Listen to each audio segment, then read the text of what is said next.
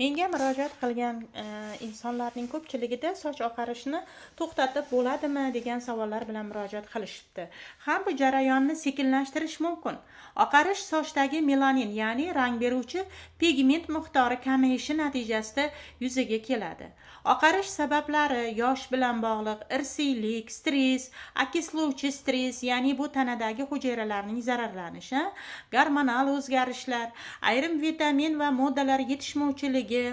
Qanday moddalar yetishmasa soch tez oqaradi? Vitamin B12 bu modda yetishmasa o'smir yoshda oqarish kuzatiladi. Bu go'shtda, baliqda, tuxum, sut mahsulotlaridan olish mumkin. Foliy kislotasi, B9 vitamini hujayralarning sog'lom bo'lishini yaratilishida juda ham kerak bo'ladi.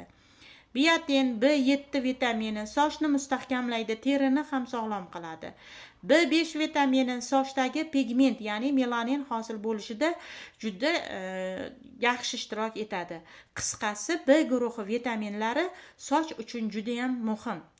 Melanin ishlab chiqarilishi uchun juda kerak jigar, yong'oq urug'lari, qo'ziqorin, temir va sink, ya'ni rux moddasi soch va bosh teri sog'lig'ini qo'llab-quvvatlaydi.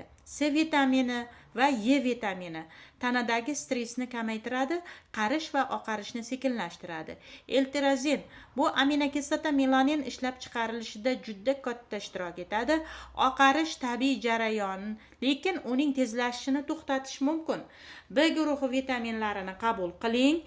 Demak, mis, temir, sink yetishmasligini bartaraf eting, sog'lom ovqatlaning, stressdan saqlaning va uyquni 7-8 soatga normallashtiring. Agar qo'shimcha ma'lumotlar kerak bo'lsa, marhamat, Telegram kanalimga ulaning.